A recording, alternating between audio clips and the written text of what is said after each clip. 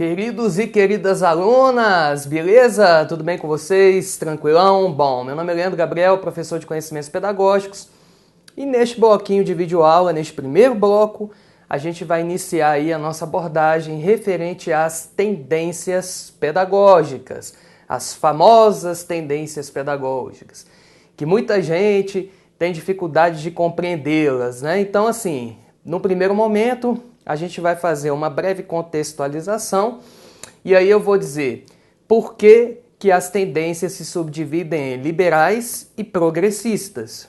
Posteriormente, a gente vai elencar as tendências liberais, as tendências progressistas e traremos também aqui algumas caracterizações referentes a cada uma destas tendências pedagógicas.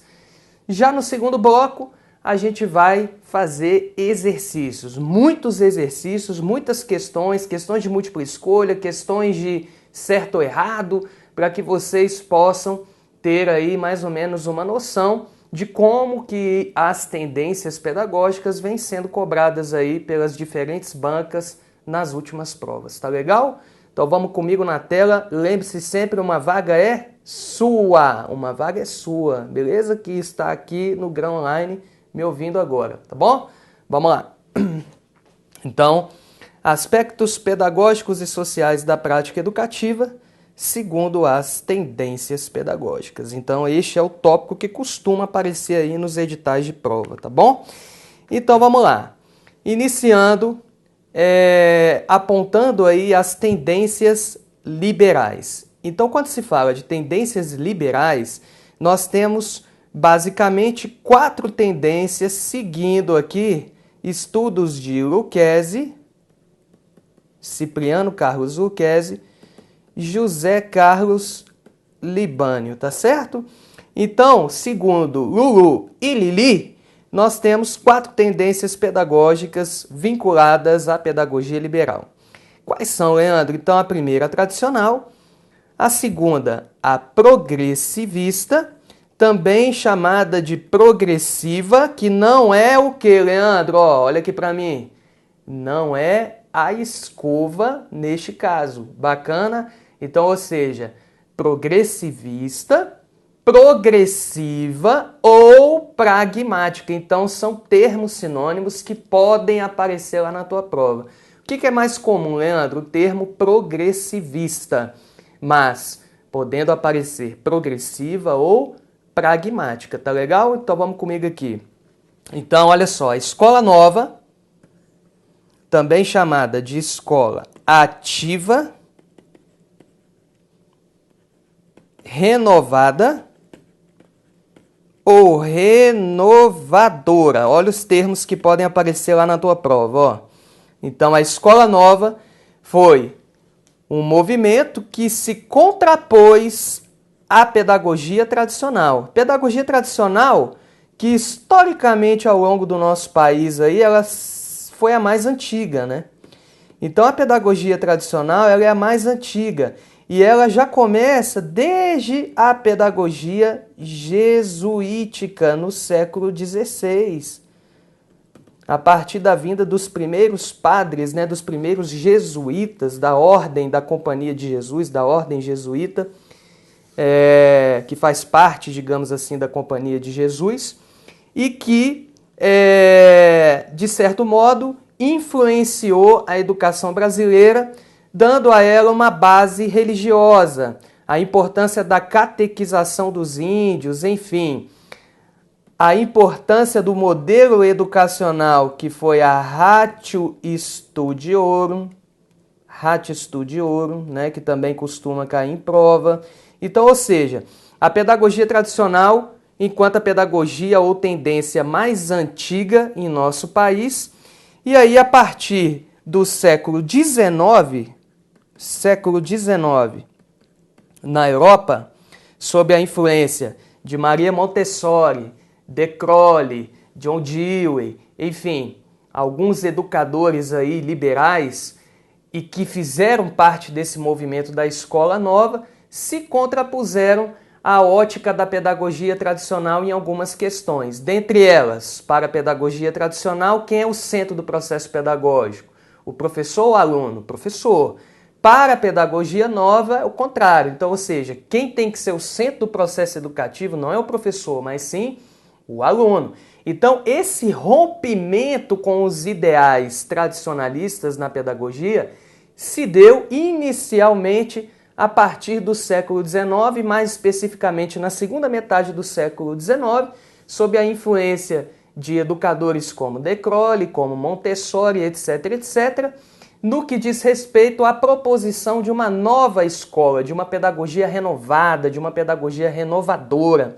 Bacana, gente? Então, a escola nova, ela se subdivide em duas tendências, que são, na tela, a progressivista, como eu já vinha falando, que também pode ser chamada de progressiva ou pragmática, e nós temos também a não diretiva que tem como representante a figura de Carl Rogers, vinculada à corrente denominada de corrente humanista. Então eu vou destacar aqui o humanismo no campo da psicologia da aprendizagem, tá certo?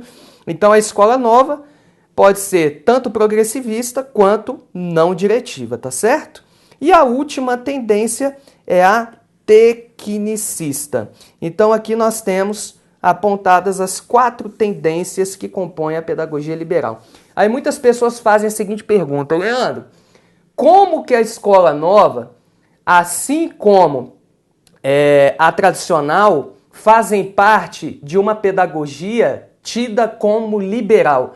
Como é que eu posso colocar no mesmo balaio liberal estas duas correntes tão diferentes? Então daqui a pouquinho eu vou explicar para vocês por que Libânio, Lucchesi, Saviani, dentre outros, listaram estas 4 tendências e as consideraram enquanto tendências liberais, tá bom? Agora é hora da gente cantarolar um pouquinho, de maneira que a gente consiga assimilar melhor estes nomezinhos aqui, tá certo? Então, hora de cantarolar. Vamos lá, The Voice. Fé em Deus, DJ! Na tendência liberal, tem a tecnicista e também a tradicional, e também a renovada, liberal, progressivista e também não diretiva. Beleza, galera? Vamos olhando agora aqui, ó. Que eu fico com muita vergonha, gente. É muita vergonha. Ainda bem que só tá eu aqui e a câmera aqui dentro do estúdio agora, né? Vamos lá! Na tendência liberal, tem a tecnicista e também a tradicional, e também a renovada, liberal, progressivista e também não diretiva.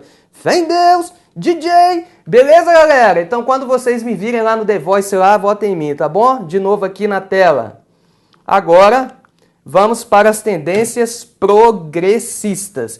As tendências progressistas, que também são chamadas de contra-hegemônicas ou críticas. Então pode aparecer esses dois termos também, tá?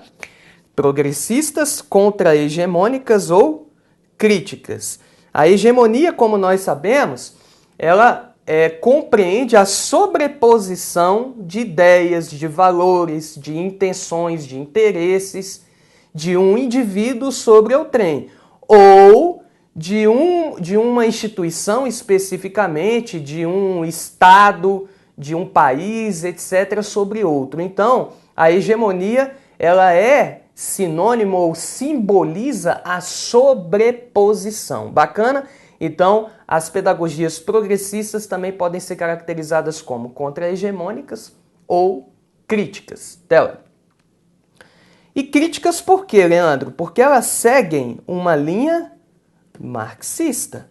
E como nós sabemos, o marxismo foi uma corrente que se contrapôs à ótica capitalista. Então, ó, empreenderam crítica ao modo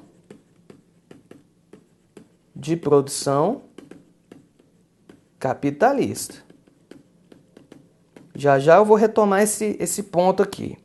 Então, olha só, dentro das tendências progressistas, nós temos A Libertadora, de Paulo Freire, A Libertária, de Celestin Freinet, e A Crítico Social dos Conteúdos, de Libânio.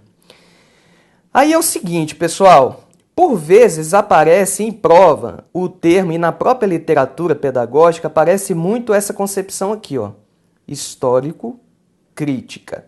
Então vamos lá. Tecnicamente, conceitualmente, eu não posso dizer que a crítica social dos conteúdos seja a mesma coisa que a histórico-crítica, apesar de muitas obras listarem como sendo sinônimas, tá? Crítico social ou histórico-crítica. Mas, na verdade, a histórico-crítica, ela surgiu com Dermeval Saviani nos anos 70, no final dos anos 70. Já o termo crítico social dos conteúdos foi uma versão da pedagogia histórico-crítica voltada para a didática e foi um termo criado por Libânio já nos anos 80, tá certo? Então, olha só, o que eu quero salientar a vocês é o seguinte, que em muitas obras, vocês vão ver lá, crítico social dos conteúdos ou histórico-crítica. Mas, tecnicamente, nós temos algumas diferenças. Uma delas é justamente essa. E lá no segundo bloco a gente vai fazer algumas questões e temos algumas questões que vão indicar essas diferençazinhas técnicas. Apesar de que entre as duas nós temos um conjunto de similaridades muito amplo, beleza? A ponto de muitas obras afirmarem ou considerarem a crítica social dos conteúdos como sendo sinônimo da histórico-crítica. Porém, historicamente, é o que eu acabei de salientar aqui. A histórico-crítica surgiu no final dos anos 70 com Saviani e a crítico social foi uma vertente criada por Libânio nos anos 80, que é como se fosse o seguinte, vamos pegar a pedagogia histórico-crítica, só que fazer uma adaptação da mesma voltada para as questões da didática, tranquilo? Quando você pega obras como Didática, uma obra clássica de Libânio, denominada Didática. Lá na obra de Libânio vão aparecer quantas tendências na pedagogia progressista? 3. Então vai aparecer lá a libertadora, a libertária e a crítico social dos conteúdos, que foi a nomenclatura, portanto, adaptada por Libânio, tomando por base a pedagogia histórico-crítica. Então, a ideia aqui neste momento é fazer com que vocês compreendam não apenas as similaridades, quando a gente for trazer as caracterizações de cada uma das tendências, eu vou caracterizar cada uma delas, mas ao mesmo tempo nós temos também algumas especificidades da pedagogia histórico-crítica que normalmente são cobradas em prova e a gente tem que se atentar a elas, beleza? Uma outra coisa, em prova não precisa se preocupar muito com as diferenças entre a pedagogia histórico-crítica e a crítico social dos conteúdos, porque isso normalmente não é cobrado, beleza? Então, normalmente a gente tem questões específicas da pedagogia histórico-crítica e questões que vão tratar especificamente da tendência crítico-social dos conteúdos. Então, só retomando o que eu acabei de falar, quando se fala da pedagogia histórico-crítica, o termo surgiu com Saviani no final dos anos 70. Já a pedagogia crítico-social dos conteúdos surge com Libânio nos anos 80 e é uma adaptação que Libânio fez da pedagogia histórico-crítica para a didática. Tá claro isso, gente? Beleza? Isso aqui é um pouquinho enjoado, mas se a gente quer passar na prova, a gente tem que aprofundar um pouquinho mais aqui nas discussões referentes às tendências e concepções pedagógicas. Tudo bem? Beleza? Então vamos comigo aqui na tela. Leandro, tem musiquinha aqui também? Tem musiquinha aqui também. Então vamos lá. Olha aqui para mim. A pedagogia progressista, de base marxista e anticapitalista, tem a libertária e a libertadora, crítico social democratizadora. Beleza, galera? Tranquilo? Vamos aqui agora olhando para cá? E aí vocês cantam junto comigo aí, ó.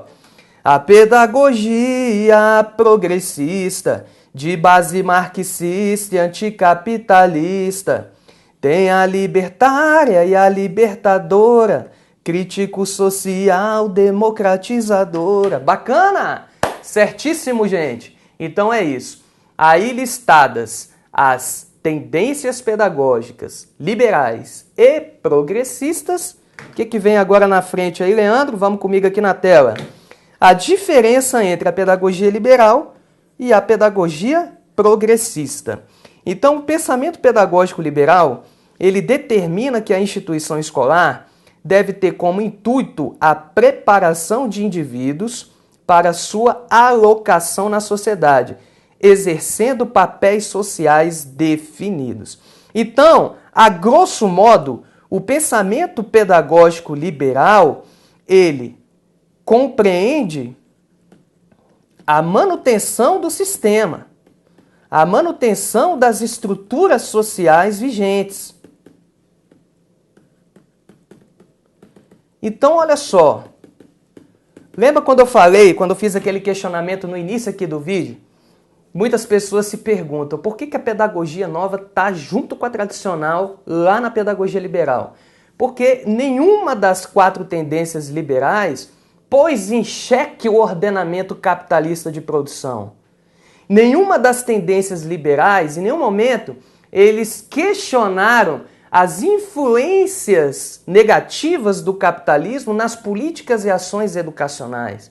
Então, ou seja, a pedagogia liberal, ela tem uma base vinculada diretamente a quê? Ao modelo econômico, filosófico, modelo de pensamento social, educacional, que é denominado de liberalismo. Então, olha aqui comigo na tela. Olha aqui, galera. Então, vamos fazer aqui uma contextualização bem rapidinha. Lá na Idade Média, nós tínhamos como modo de produção o feudalismo, não é isso? Era o feudalismo.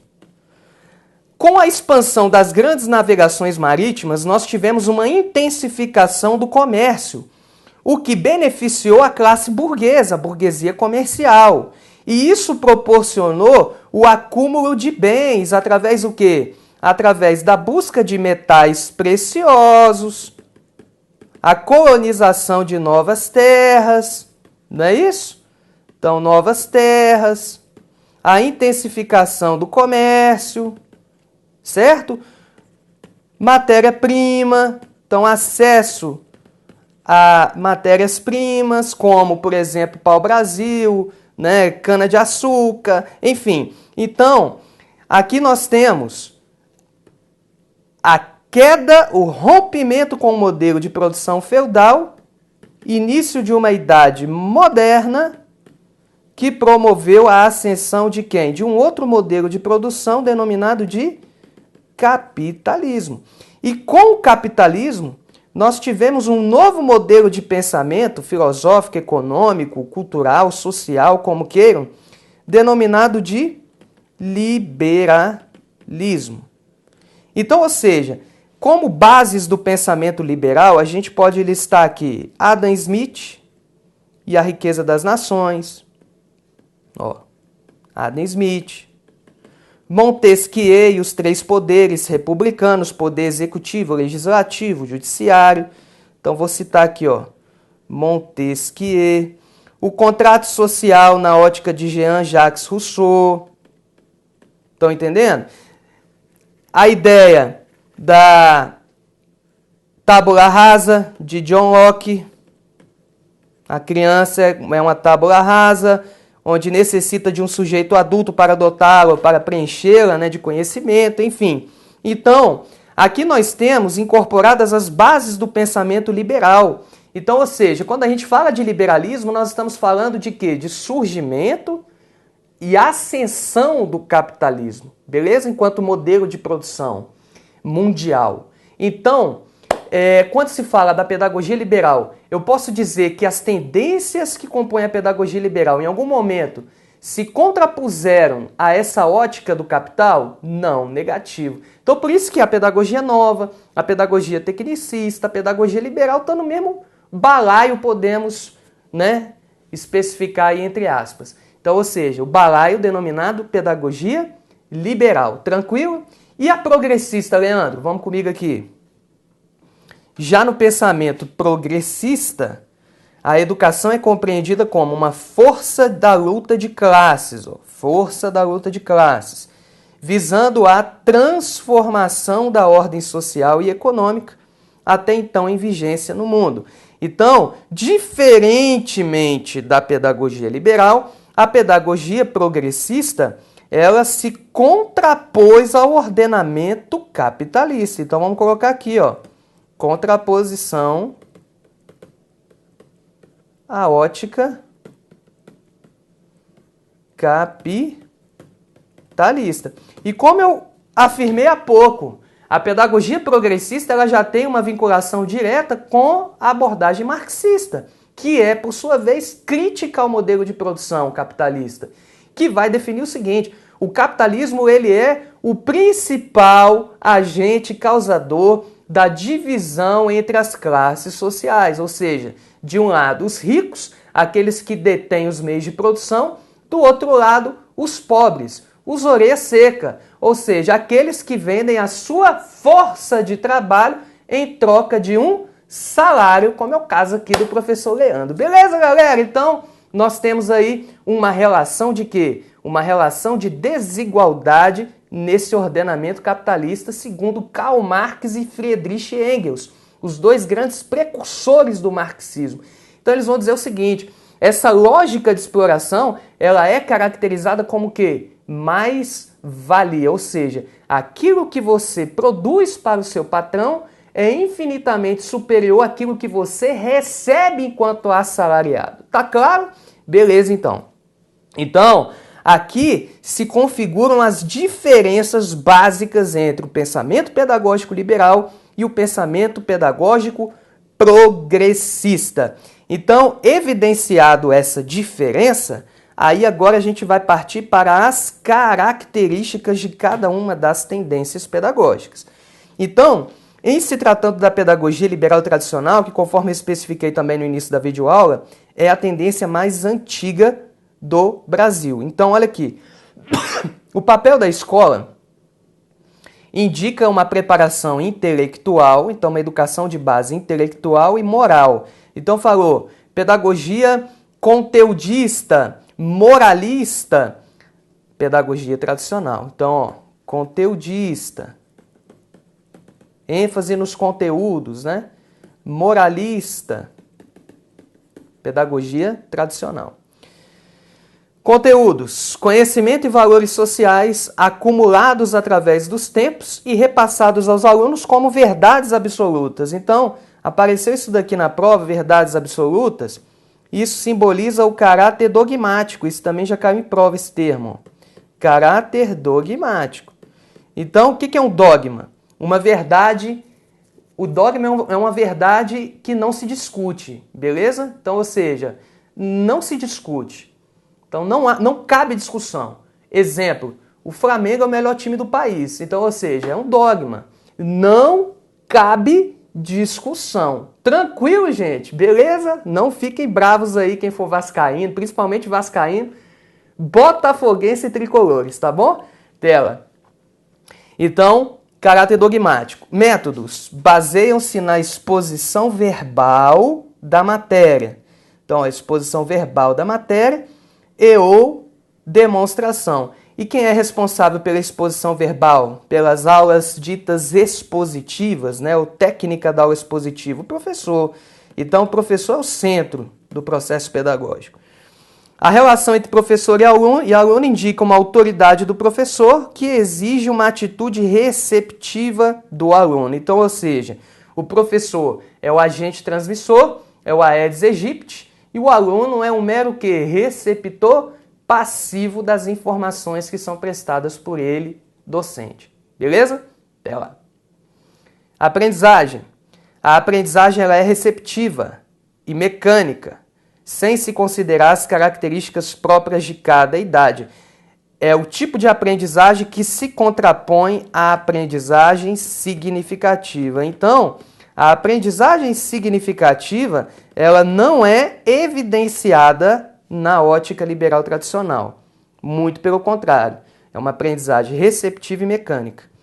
E, enquanto manifestações, a gente pode listar aqui as escolas religiosas ou leigas que adotam uma orientação. Então, vou destacar aqui, ó, religiosas ou leigas, né? Leigas ou laicas, escolas que não têm aí uma perspectiva de seguir uma doutrina religiosa em específico, mas pregam a liberdade de culto, a liberdade de credo, enfim, uma educação formal destituída da educação religiosa e que vão adotar uma orientação clássico-humanista ou também chamada de orientação humano-científica. O que significa essa orientação clássico-humanista? A clássico, vou destacando aqui, ó, a clássico, ela indica um trabalho com a produtividade e também como aumentar a eficiência do processo produtivo, enfatizando os aspectos técnicos, né? Então, a gente vai colocar aqui ênfase no desenvolvimento do processo produtivo dentro do ordenamento capitalista, enfatizando aí aspectos técnicos. Já a humanista, ela tende a trabalhar com os aspectos psicológicos e sociológicos que vão interferir diretamente no processo de produção e enfatizar o indivíduo. Então, aspectos psicológicos, sociológicos, assim como também a ênfase no indivíduo, beleza? Então, nós temos aí essas orientações denominadas de clássico-humanistas ou humano-científicas vinculadas à pedagogia liberal tradicional. E para a gente finalizar este bloco de videoaula e também finalizar essas caracterizações acerca da pedagogia liberal tradicional, nós temos aí a preparação intelectual e moral dos alunos. Predomínio da palavra do professor, que é o agente transmissor, e ênfase nos conteúdos. Ênfase nos conteúdos. Se falar na prova assim, ênfase nas técnicas, a ênfase nas técnicas já não é a liberal tradicional, é a liberal tecnicista, que eu vou falar no próximo bloco de videoaula. Então, a gente vai finalizar por aqui agora, este primeiro vídeo. No segundo vídeo eu vou dando sequência às caracterizações das próximas tendências liberais e posteriormente das tendências progressistas, tá certinho? Valeu, galera! Uma vaga de cada um de vocês aqui no Grão Online, tá certo? Grande abraço e até o segundo bloco de videoaula. Até mais!